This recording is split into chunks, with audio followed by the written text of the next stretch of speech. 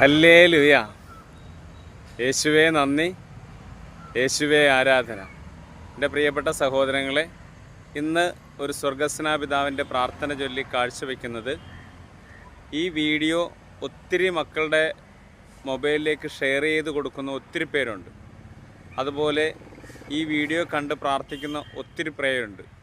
അവരുടെ എല്ലാവരുടെയും നിയോഗങ്ങൾക്ക് വേണ്ടിയിട്ടാണ് ഇന്ന് നമ്മൾ പ്രാർത്ഥിക്കുന്നത്.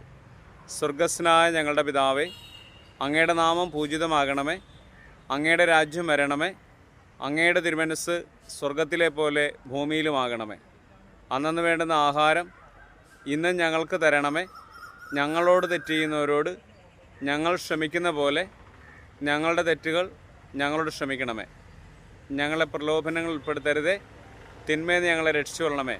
ഹല്ലേലൂയ. യേശുവേ നന്ദി, യേശുവേ ആരാധന.